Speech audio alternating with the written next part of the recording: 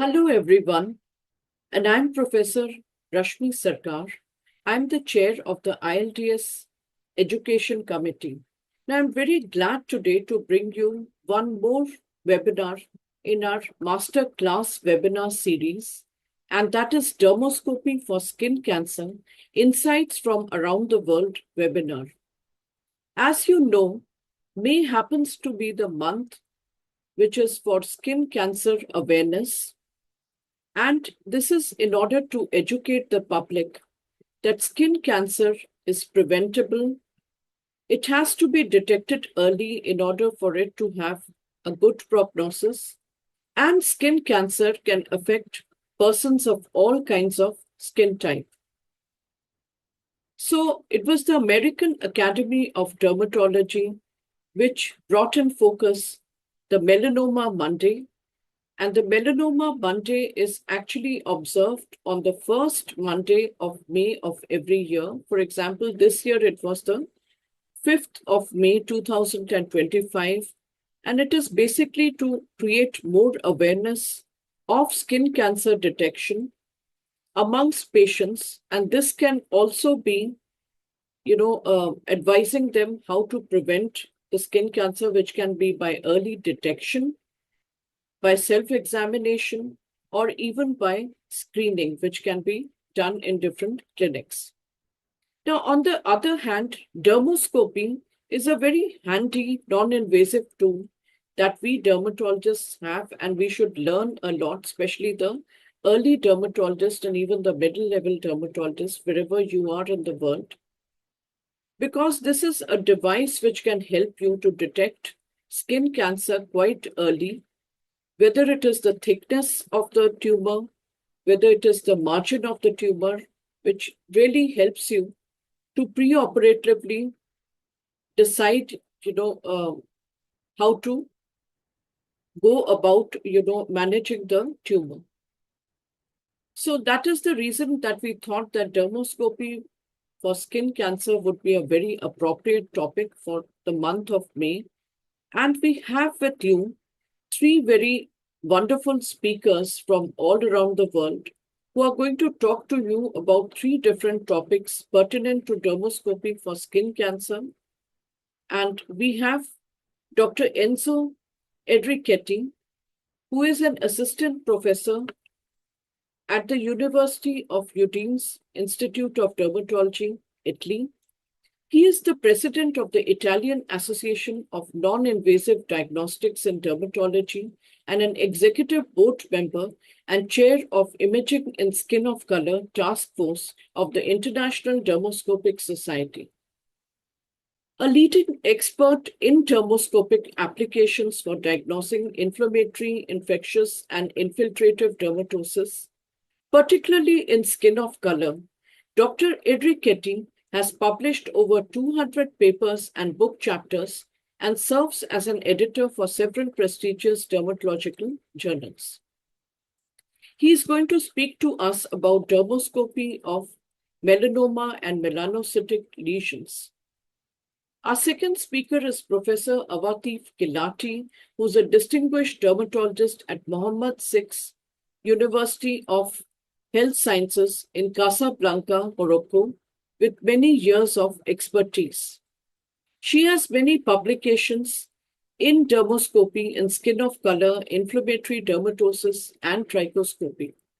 She is a board member of the International Dermoscopy Society and several non-invasive skin imaging groups of the Moroccan Society of Dermatology and the French Society of Dermatology. So she's going to give us a talk on the dermoscopy of non-melanoma skin cancers.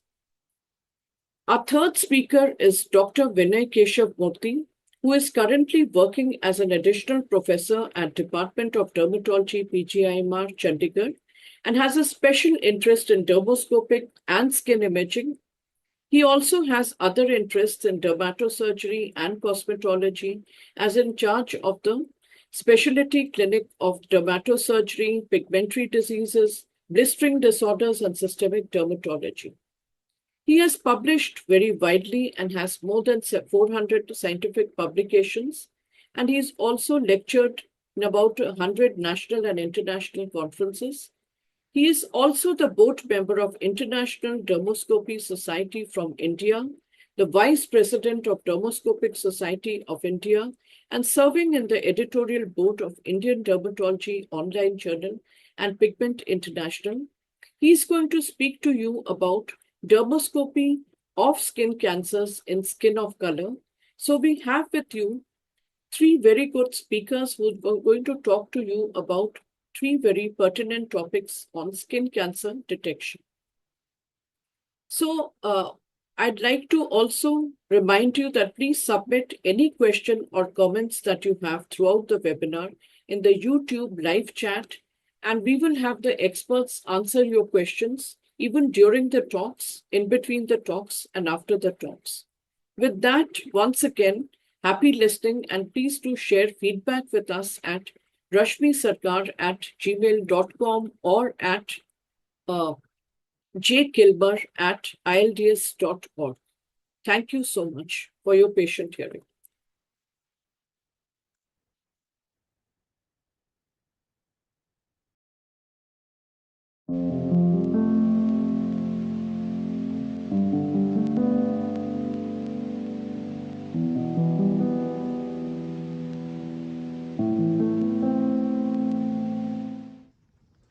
Hello to everyone. Thank you very much to the organization for this invitation. Thank you very much to Professor Rashmi for asking me to do this presentation during the Melanoma Awareness Month. So I will speak about the dermoscopic features of melanoma and melanocytic lesions, but of course I will focus more on melanoma. We can say that in daily practice, this is the most common scenario. We can make the diagnosis of a melanoma very, very quickly, just a millisecond, and we know that this is also a melanoma. It takes just really just few milliseconds.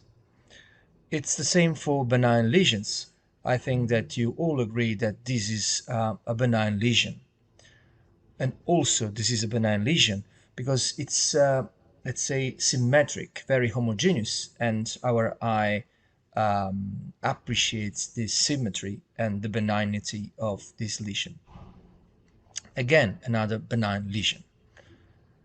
Okay, so the rule is that in the majority of cases we just need a very little time to differentiate between the malignant and benign melanocytic lesions. This is called the blink approach, and it follows the chaos and clues algorithm. Basically, if we are in front of a pigmented lesion and there is no chaos, so basically the lesion is symmetric, we can be pretty sure that the lesion is benign. On the other hand, if we have chaos, so the lesion is not symmetric, so we have to check if there are any clue for melanoma. And basically we have 8 clues indicating that that lesion may be malignant. So we have to base our approach according to these two features. First of all, symmetry or asymmetry of the lesion in terms of colors and structures. If it's symmetric, okay, it's likely to be a benign lesion. If not, we have to look for melanoma clues. And we have 8 melanoma clues. Let's take a closer look to these features. A typical network, what does it mean? It's the combination of at least 2 types of pigmented network. 2 types in terms of color and thickness of the lines. And of course there is an asymmetry in terms of distribution of these 2 types of networks. So on the left you can see an atypical network, on the right a very homogeneous network. So we have a symmetry, okay, lesion is symmetric, and we have just one type of network in terms of color and thickness of the lines. Here we have a benign lesion because we have a very homogeneous symmetric lesion, and we basically have just one type of color in the network of this lesion. In this case, you can appreciate that the network is not so homogeneous. First of all, the lesion is not symmetric, and then we have to look for melanoma clue, and in this case there is an asymmetric, an atypical network, because we have at least two types of networks in terms of color and thickness of the lines. So this is malignant. Another case, it takes 1 millisecond. It's of course benign. We have a symmetric lesion and just one type of network in terms of color and thickness of the lines. In this case, you can appreciate that we have an asymmetric lesion and we have more than two types of networks in terms of color and thickness of the lines. So it's a melanoma. Irregular dots and globules, this is another finding of melanoma. What does it mean, irregular? So more than three types of globules, okay, in terms of color, shape, and size. In my opinion, the most important finding is the color. As you can see on the right, here we have a symmetric lesion, and the globules are pretty much homogeneous, but especially in terms of color. We have a little bit of difference in terms of shape and size of the globules, but of course the symmetric distribution and the homogeneous color are clues for benign lesions. On the left, we have an irregular globular pattern. You can appreciate the difference among each other of the globules in terms of color, shape, and also size. So this is of course a melanoma, malignant lesion. But first of all, I would like to draw your attention to the asymmetry of the lesion. If we see two halves of this lesion, we can see that they are not equal. So here, what do we have? We have a globular pattern, and the globules are different among each other in terms of color, size, and shape. So this is, of course, a melanoma. But you can see very easily the difference in terms of color of the globules, because the malignant melanocytes grow at different deepness in the epidermis and dermis. So we will have different colors. Here we have a peripheral ring of globules, but we have pretty much homogeneous pattern with same color, same shape, let's say, and same size. So this is of course a benign lesion, a growing benign melanocytic nevus. What about this? Still we have a growing nevus with homogeneous color in terms of globules, but also pretty much homogeneous size and let's say shape. What about this? We have globules, and it's very easy to see that the color of these globules is different, but also the size and the shape. So of course this is a malignant lesion, this is a melanoma. Irregular blotch, what does it mean? It means black structureless areas asymmetrically distributed within the lesion. So this black spot located in an eccentric pattern, as you can see here. Regular means the presence of this black patch in the center of the lesion. You can see an example. Here we have a peripheral eccentric black patch, so this is melanoma. Here an eccentric distribution, so this is a melanoma. Then we have irregular streaks and pseudopods. What does it mean, irregular? So brown or black, finger-like projections asymmetrically distributed at the periphery of the lesion, and they are not clearly connected to the network when we have a network. In this case, we can see a diffuse black structure with these peripheral projections, which are not distributed over the whole periphery, but just in some points.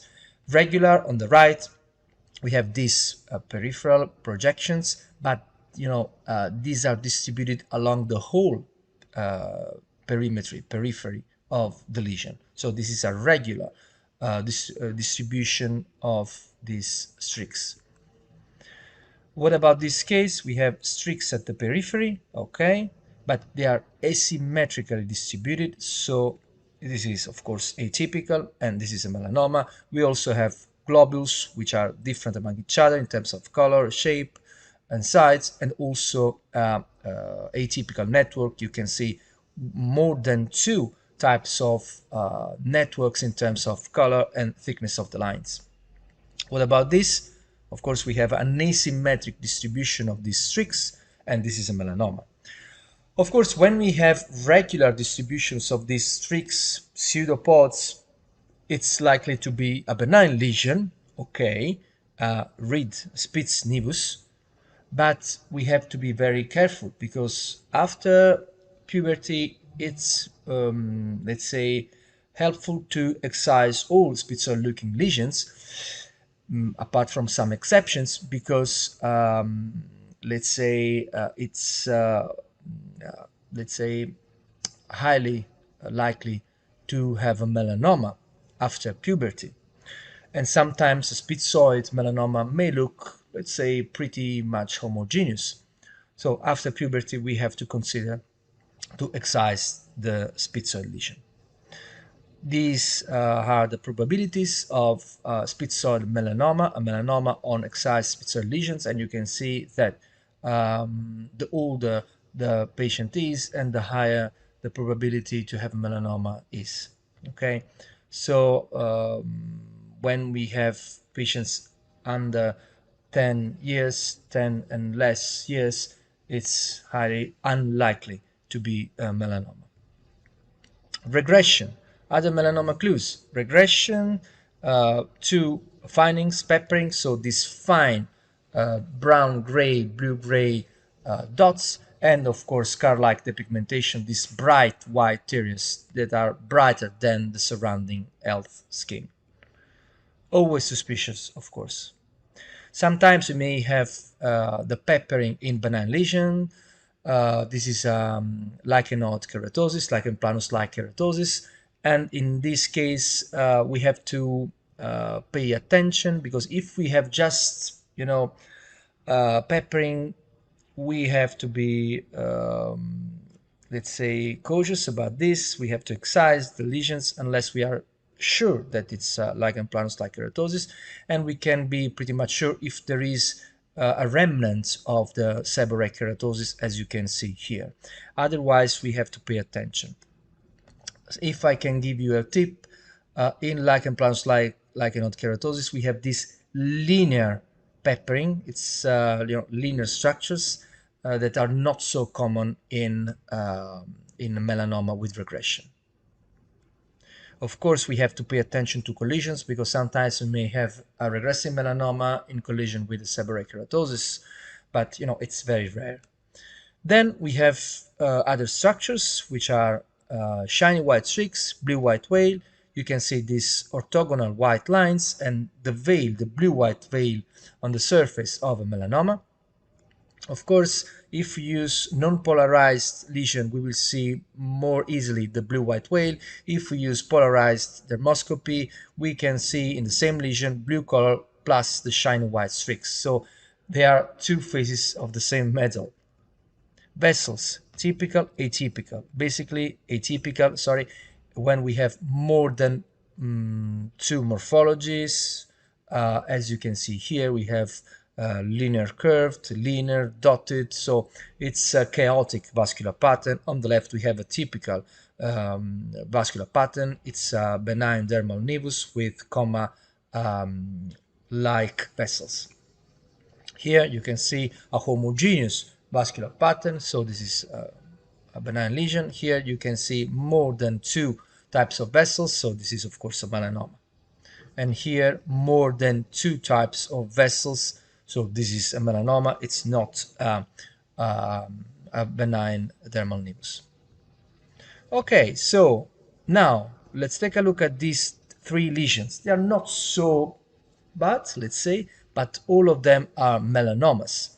And here we have three relatively new findings typical of melanomas: irregular hyperpigmented areas, as you can see here, so multiple black spots, okay, angulated lines, as you can see here, and prominent skin markings. These are considered new melanoma clues, especially in superficial in situ melanomas. Okay, here you can see some examples of irregular hyperpigmented areas. Okay, so these multiple tiny black patches. Here, angulated lines or polygons. Okay, these are typical of melanoma on lentiginous melanoma on sun damaged skin, and basically it's the same as rhomboid or zigzag lines that we can appreciate on lentigo maligna of the face. Prominent skin markings, you can see some examples. If I have to be honest, these may be seen also in benign lesions, but of course you can see that we have prominent skin markings but also an asymmetric lesion.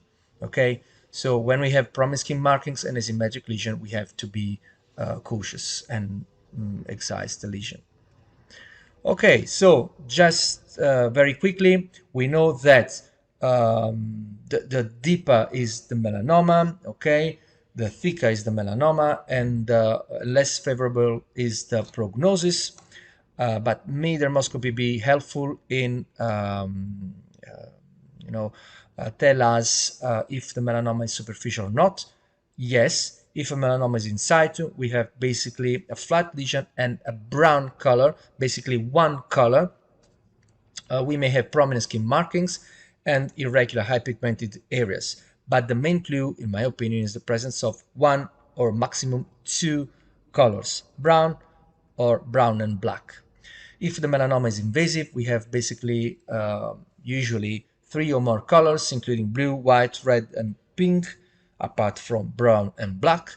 We may have blue-white color, and we may have polymorphous vessels and polarized white lines. What about this?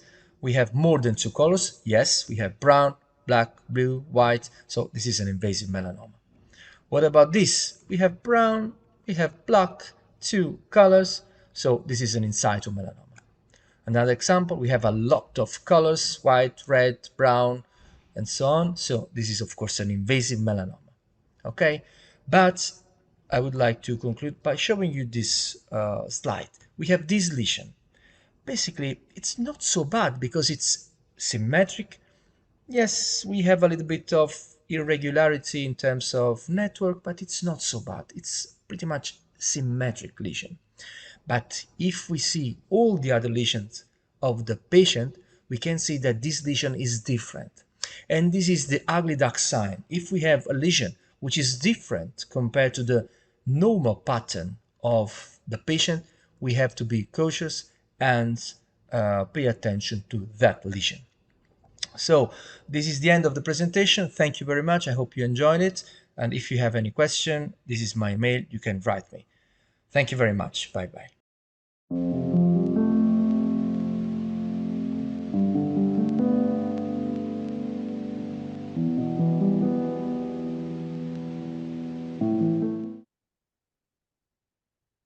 Good morning, everyone. I am happy to participate in this great webinar of the ILDS.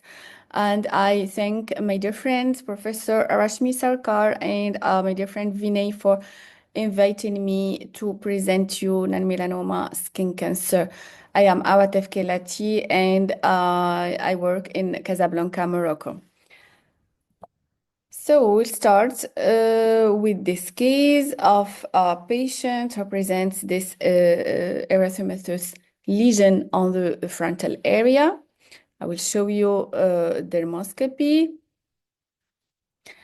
So what we have here, we have this red background and these white yellowish structures inside follicular opening. This is follicular keratosis, and this is what we call a red pseudo network of this, or the strawberry pattern of non-pigmented actinic keratosis. Another patient with this erythematous scaly lesion on the face. This is dermoscopy. This lesion is more thicker. So on dermoscopy, we have always this red background and these yellowish keratosis on the follicular openings. And here we have these thick scales at the center of the lesion. This is the strawberry pattern of grade 2 of non-pigmented actinic keratosis. Another erythematous scaly lesion on the temple, and here is dermoscopy.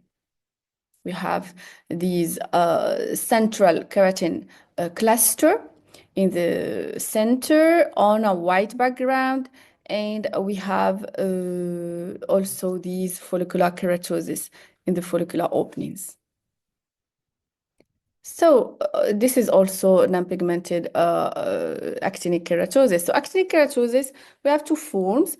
We have the non-pigmented, as we have seen in these patients, and we have the pigmented type, and we will see it together. Actinic keratosis may regress, persist, or progress to squamous cell carcinoma. In general, the risk of progression is 8%. We have the progression in clinical stages from the patch to plaque and keratosis, and of course, the lesions are much more visible in dermoscopy. Here are the different grades of actinic keratosis. The non-pigmented, we'll see together the pigmented type. So in the non-pigmented, it starts with this pseudo network, as we have seen the first patient, and then the red pseudo network, but with more scales and prominent follicular openings. We can see the rosettes, as we see here, more visible in the pigmented picture, with 4 white globules together forming a rosette.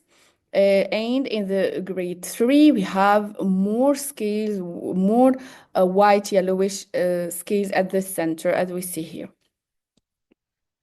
Now, this pigmented lesion on the temple of this patient, this is dermoscopy. What we have here, we have these central keratosis, the yellowish keratosis in the follicular opening, as we have seen in the non-pigmented type. And around this central keratosis, we have a gray halo, what we call the inner gray halo around the yellowish central keratin in non-pigmented actinic keratosis. We can have also the annual granular pattern around the follicular openings, and this is, of course, pigmented actinic keratosis. This is the schematic presentation of these grayish halo around central keratin, which is due to the presence of damage at the periphery of the cells that are protected in the follicular opening from sun damage, and this is why we have these gray color and non-pigmented. Other pictures to show you this inner gray halo around central follicular keratosis. This patient presents this pigmented thick lesion on the face, and this is dermoscopy. We have this pigmentation interrupted by follicular openings, and we see clearly the keratosis in the follicular opening. We have also the central scales and crests at the center of the lesion, and with like a starburst pattern, peripheral restoration, we call it like star-like appearance. This is thick pigmented actinic keratosis. So I share with you this article of mine of pigmented actinic keratosis. We know that in pigmented actinic keratosis, we have peripheral pigmentation and keratosis in the follicular openings. We don't have the melanin inside follicular openings, which differentiated from lentigo maligna. And of course, in lentigo maligna, we don't have the keratosis inside follicular openings. Another patient, 60 years old, patient followed for bladder tumor he presented this pigmented plaque on the groin, as we see here. This is dermoscopy. What do you think? So we'll analyze together. We have here these dotted and glomerular vessels in clusters on a white background. Okay, we have a cluster here, another one here, and another one here. The distribution of vessels is linear. This is important. Also, we have at the periphery these brown dots arranged in a linear distribution. So we have also these brown peripheral striations. This is a pigmented bone disease, and always search for these linear distributions of pigmented dots and also for dotted vessels, which will lead you to the correct diagnosis, which is pigmented bone disease. Now, this patient, 40 years old, chronic smoking since 30 years old, marijuana and alcohol chronic use. He's followed for hidradenitis suppurativa disease.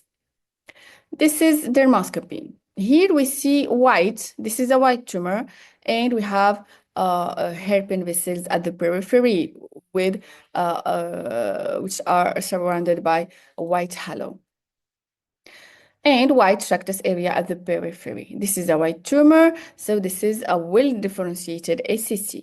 When we examine the patient, we have also these white circles, and inside the mouth, we have these papillomas with dotted vessels in a linear distribution and white background. This is like warts due to HPV, and which explains why we have this ACC in this localization. Another patient presents this ulcerated tumor on the cheek with with other tumors also on the face. When we examined the patient, we knew that he's the same patient that we have seen a year ago, and this was the first tumor, and after follow-up of 1 year. So you see that if we don't treat these tumors, it will just grow, and the surgical excision would be more wide. So this is better to do the correct diagnosis early and to treat the patient. So this is dermoscopy of the small tumor, and then after 1 year of evolution. What we have here, we have these white circles. This is a white tumor. We have these white circles, okay, white globules, and we have these linear irregular vessels. Okay, so this is ACC, well-differentiated ACC, because this is a white tumor. We will see it together. So we see at the periphery also these hairpin vessels surrounded by a white halo and central ulceration. Of course, white background, as we have seen. This is a well-differentiated ACC. So, squamous cell carcinoma, the second most frequent skin cancer, representing approximately 20% of all non-melanoma skin cancer. This is a white tumor, so we have white structures, white globules, white circles, white halo around vessels, and white structureless areas. And also we have vessels, typically hairpin vessels on a white background. We have also a radial disposition of vessels and a central ulceration.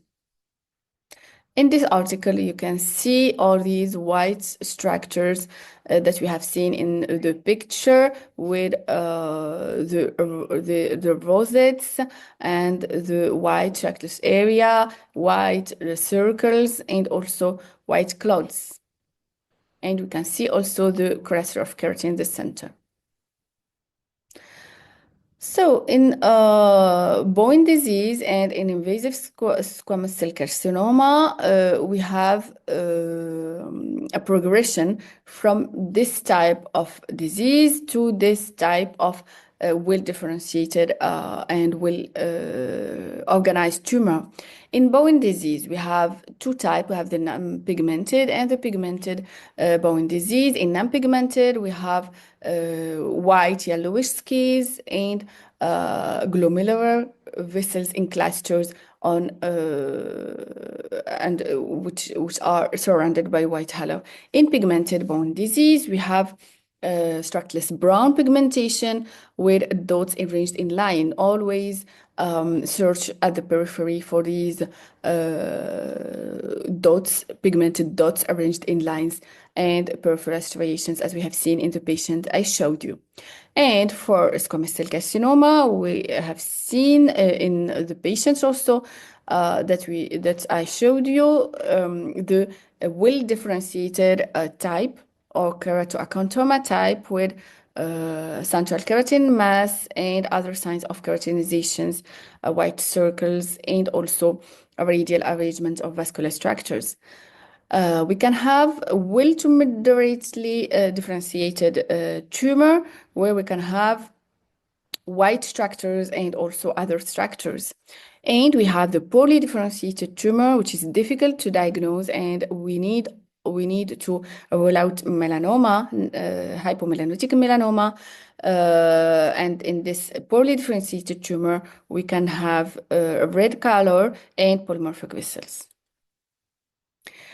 Now in this patient, we have two tumors on the frontal area and multiple pigmented lesions on the scalp and also on the face. This is dermoscopy of the first tumor. We have white structures, white circles, and hairpin vessels with the white halo.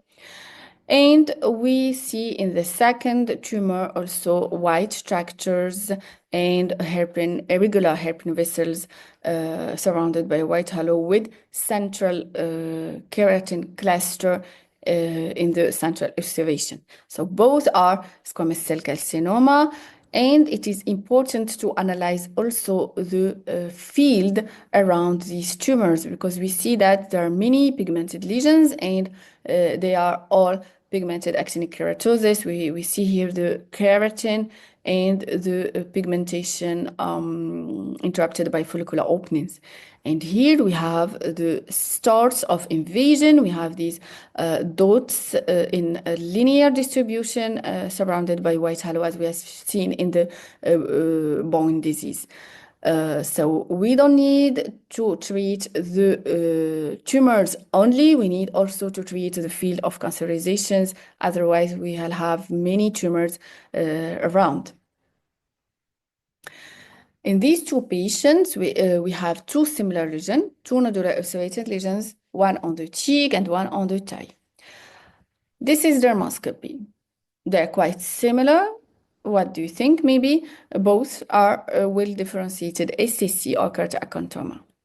We have here the hairpin vessels surrounded by white halo, and here also irregular linear and hairpin vessels surrounded by white halo with central observation and crests. However, this is keratoacanthoma and this is seborrheic keratosis. So we need to be vigilant and to consider SCC when we have first impression of seborrheic keratosis. And in this patient, 65 years old man with chronic solar exposure, we have this ulcerobuddin tumor on the scalp, on the vertex. So we have the tumor. Here we have vessels with surrounding white halo and white circles. So this is squamous cell carcinoma. However, we need to analyze also the other lesion. We have here crypts, comedo-like openings, and mouth-eating border. So this is squamous cell carcinoma on a seborrheic keratosis. So it is important to remember that skin cancer can develop within a seborrheic keratosis. A biopsy is justified for atypical appearance seborrheic keratosis. Now, in this patient, he presents ulcerated lesion on the cheek. This is dermoscopy. You see that this is quite different. This is not a white tumor. We have here what we call ovoid nests, central observation, and peripheral arborizing vessels. This is a basal cell carcinoma. And this patient with nodular lesion on the eyebrow tail, this is dermoscopy. We have ovoid nests, telangiectasias, and gray dots in focus. We have these arborizing vessels, central observation, and yellow-white globules. They are not white circles, they are all white globules. This is also basal cell carcinoma, nodular type, and this is also basal cell carcinoma, heavily pigmented basal cell carcinoma with large confluent ovoid nests, arborizing vessels that are difficult to see in this heavily arborizing vessel. And here we have this maple leaf like area. We have also here the spoke wheel structures and the white shiny streaks and areas. And here we have the concentric structure that we can have in basal cell carcinoma. This is a heavily pigmented basal cell carcinoma. And in this patient, we have also the maple leaf-like area, central observation, telangiectasias, ovoid nests, and multiple blue-gray dots in focus. Here we have the arborizing vessels, and this is basal cell carcinoma. My resident, when my resident saw this lesion, she thought that this is only the lesion, and here she delimitated the lesion, just the pigmented one. When we see with dermoscopy, we can clearly see that the lesion is not the pigmented one, it's all these lesions. Then this is another interest of dermoscopy. So all these structures, we can name them as we want. We have the metaphoric language and pattern analysis language. I like the metaphoric language for basal cell carcinoma. For example, it is easy to call this structure maple leaf-like areas. It is good for teaching, better than peripheral radial lines with a common base. I guess this is more easy for us. So dermoscopy structures can be divided into three categories in basal cell carcinoma. We have the vascular, the pigmented related, as we see here, for example, and the non-vascular, non-pigmented, such as ulceration, for example. Discriminating superficial from other subtypes of BBC is important for management purposes. Pigmented features may be found in all BCC subtypes, both superficial and non-superficial, and a non-single dermoscopic structure indicates a particular subtype of BCC, but rather coexistence of several structures indicate the subtype. And we will see the structures that indicate the histological subtype. In superficial BCC, we can see superficial erosions and not deep ulceration. We can see also the superficial fine telangiectasias, shiny white or red structureless areas, and pigmented structures are these pigmented spoke wheel structures, and also the maple leaf-like structures. In nodular subtype, we will see the arborizing vessels and the central observation. We can also see the large blue-gray ovoid nests and multiple blue-gray dots and globules. So blue and gray, we know that they are deep colors. Blue is the color of the dermis, pigment in the dermis. So when we have blue ovoid nests, that means that the tumor clusters are deep in the dermis. Macronodular BCC, we will have truncated vessels and multiple blue-gray globules. morphiform or sclerodermiform BCC, we can have an ulceration, aberration vessels, but especially these white areas, pink white areas. We can have also blue-gray dots and globules, and multiple aggregated yellow-white globules.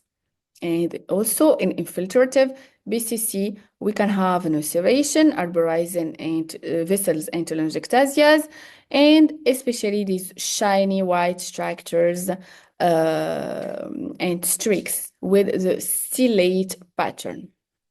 So which is really important is to differentiate between superficial nodular BCC. Why? Because of management. We will see that superficial BCC we can treat it with conservative treatment, while nodular BCC, as in these patients, we need to treat them with surgery. So in this patient, this is nodular BCC because we have the ulceration and arborizing vessels. Here we have the ovoidness, so we know that the pigmented clusters of tumor are deep in the dermis, and here the micronodular because we see the ovoidness. And this is superficial BCC with pigmented maple leaf-like areas and some erosions. Superficial BCC. So superficial BCC we can treat with conservative treatment, while nodular BCC we need to treat them with surgery. Now, dermatoscopy for assessing excision margins. The most reliable method to overcome the problem of positive surgical margin is Mohs surgery, which is suggested as the optimal treatment for aggressive tumor subtypes, especially morphiform BCC and for BCC located on the face.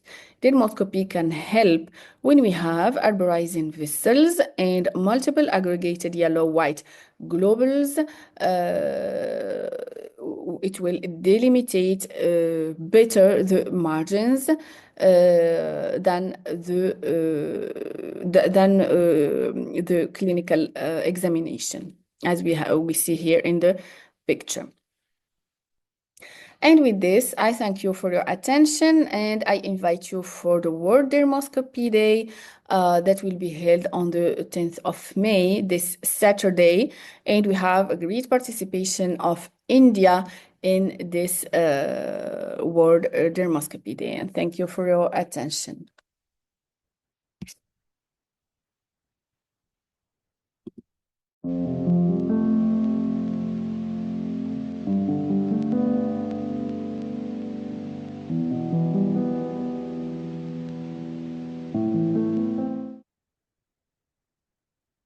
Good day, dear delegates. Today I'll be talking on dermoscopic features of skin cancer in patients of skin of color. We all know that dermoscopy is all about colors. Various shades of brown, red, blue, white, and yellow. And each of this color represent a unique structure either in the epidermis or dermis. So does dermoscopy vary between different skin phototypes? Yes, it does. And this difference is mainly because of the melanin content in the basal layer.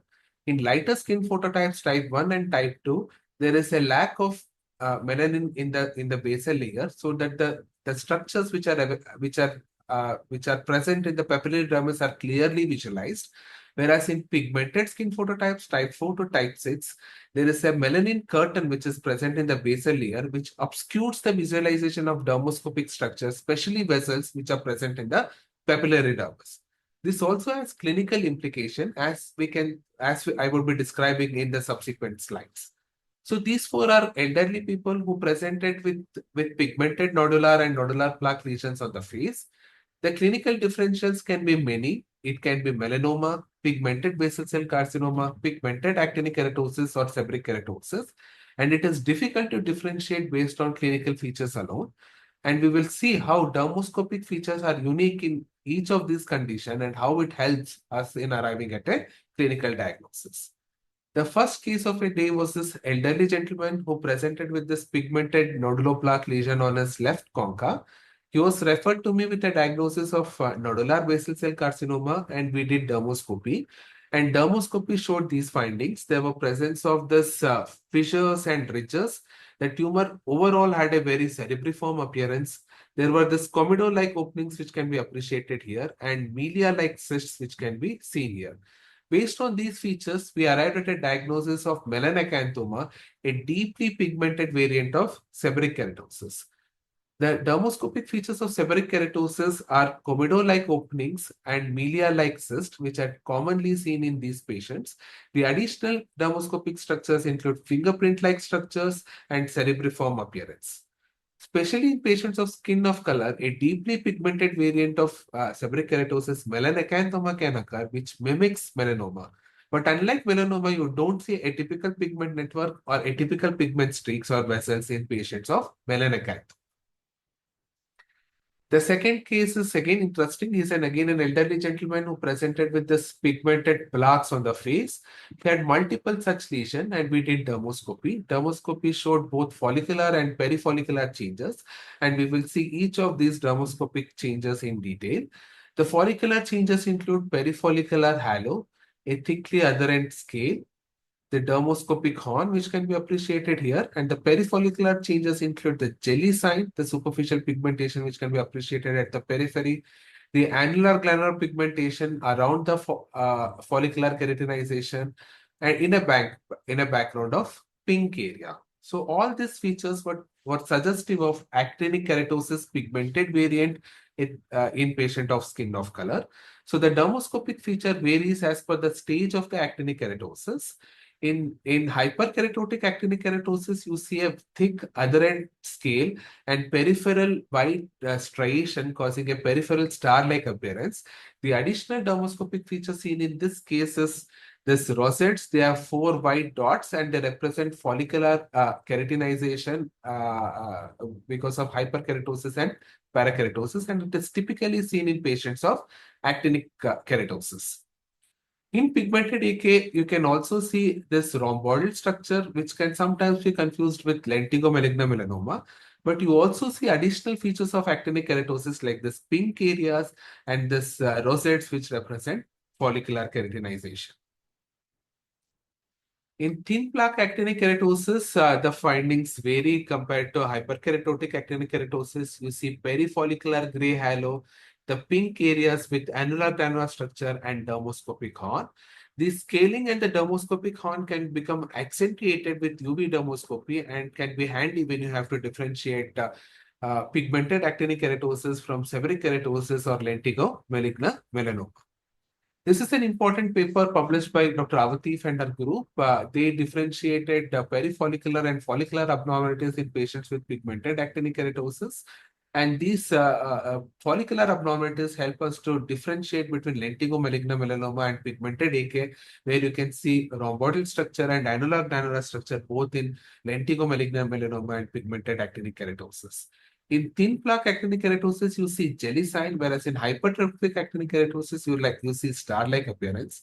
In thick plaque actinic keratosis, there is a central scale and crust, whereas in thin plaque, you just see the dermoscopic cutaneous horn.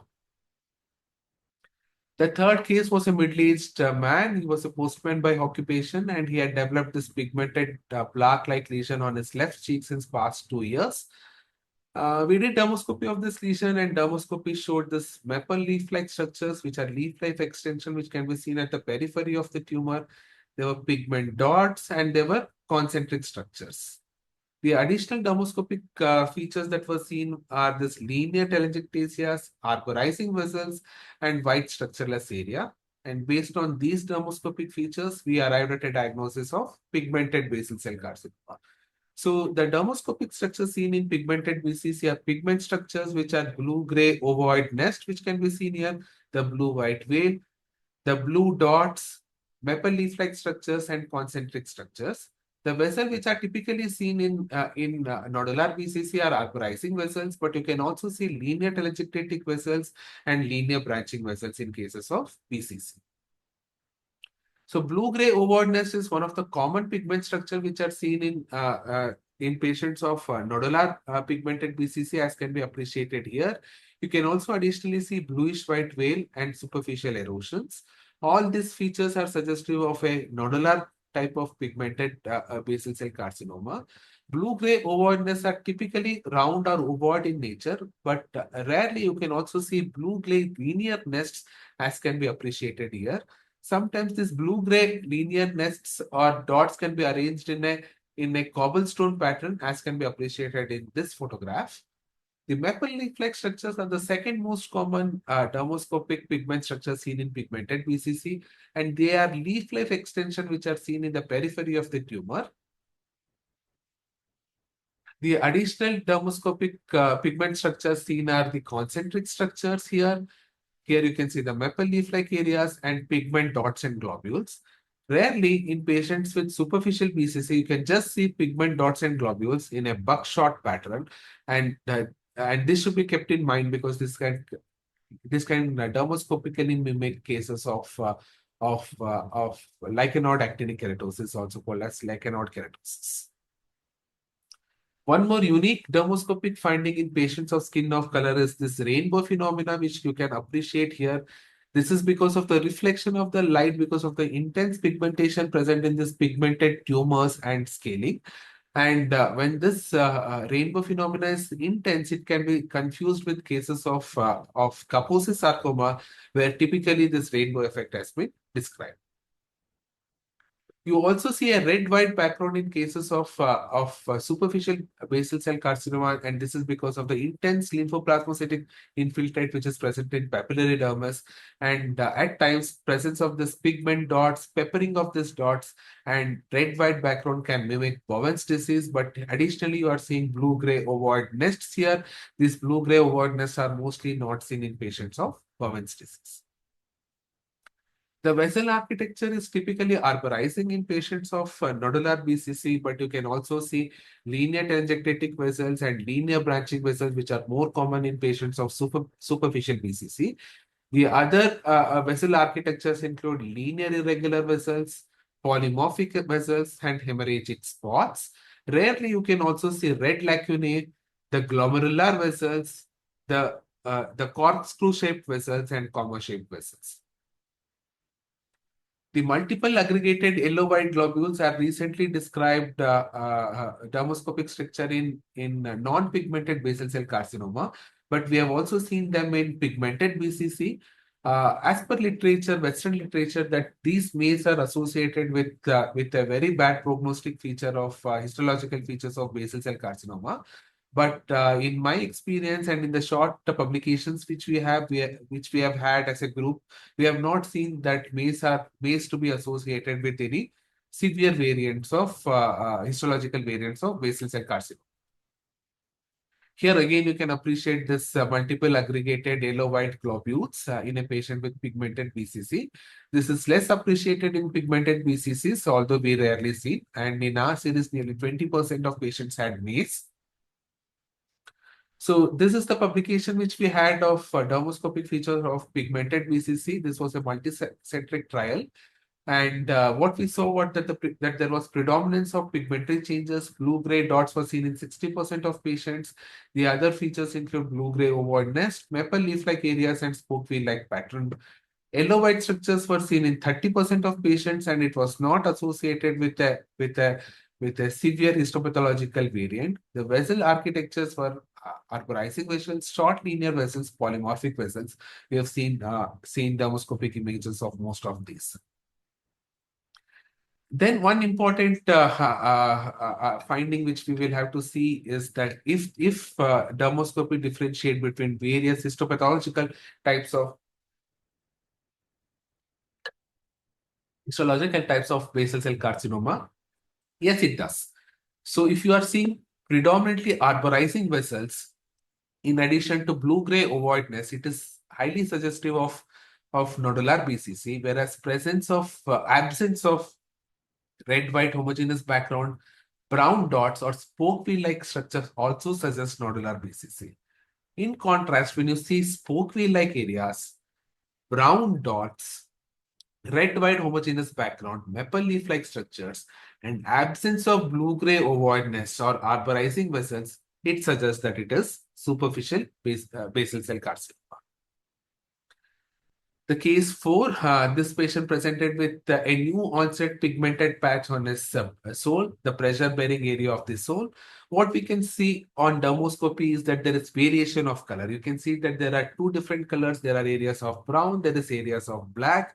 The whole lesion as such is asymmetrical, and you are seeing a parallel ridge pattern. The pigmentation is more prominent in the ridges rather than the furrows. So acral lentiginous melanoma is the most common type of melanoma which is seen in patients of skin of color. And it should be differentiated from benign nevi, which also occur on the acral sites. In benign nevi, you see this fibrillary pattern or the furrow pigmentation pattern, whereas in patients with acral lentiginous melanoma, you see a rich pattern, and this BRAF checklist can be used to differentiate between acral lentiginous melanoma and benign nevus. If you see an irregular lesion, a parallel ridge pattern, as we had seen, asymmetry of structures and colors, it suggests a acral lentiginous melanoma, whereas if you are seeing a parallel furrow pattern or a fibrillary pattern, which is seen here, it suggests it is a benign nevus. Subfungal melanomas are also common in patients of skin of color, and subfungal melanoma should be suspected when you have this Hutchinson sign, which is pigmentation of the proximal or the lateral nail fold. And on onychoscopy, the features which suggest that it is melanoma and not a benign nevi is that the size of the lesion, if the size of the lesion is more than 3 millimeter, if you are seeing variation of colors, as you can see here, you can see that there are areas of brown and black. And if the proximal part is broad and the distal part is narrow and they are forming a triangle, all these are suggestive that it is a case of melanoma, an invasive melanoma, and you have to biopsy these patients. Amelanotic melanoma can also occur in patients of skin of color, and the features, dermoscopic features which suggest amelanotic melanoma are presence of this pigment remnants, then this milky red areas, then there are this hemorrhagic spots and atypical vessels. And amelanotic melanoma can also occur over glabrous skin and non-glabrous skin also. And the dermoscopic features are again the remnants of pigmentation, polymorphic vessels, linear irregular vessels, dotted and hairpin vessels. Cutaneous melanomas, the dermoscopic features are different from that of acral melanomas. In cutaneous melanoma, you see this atypical pigment network. See that there is broadening of the pigment network here. You see blue-white veins, you see regression structures and white structureless area, atypical vasculatures, and this milky red areas. And you can see, you can use you make use of this ABCDE algorithm for diagnosis of melanoma. Lentigo-maligna melanoma can also occur in pigmented skin. You see a rhomboidal structure and annular granular structure in patients with lentigo-maligna melanoma, and this should be differentiated with pigmented actinic keratosis, as I said before. In pigmented actinic keratosis, you see erythema, scaling, and follicular keratinization and perifollicular white halo, which are typically absent in patients of lentigo-maligna melanoma. Metastatic melanoma can present with just bluish structureless areas without any particular pattern of pigmentation. So you should suspect melanoma in patients of skin of color if you see an atypical pigment network as seen here, a blue-white veil, the annular granular structures are the rhomboidal structures and white structureless area. And dermoscopy helps in differentiating melanoma from benign nevus and melanoma from pigmented actinic keratosis, seborrheic keratosis, and pigmented basal cell carcinoma. Thank you all for this patient hearing. I would love to hear your inputs. You can all write to my email ID, which is shown here. Thank you.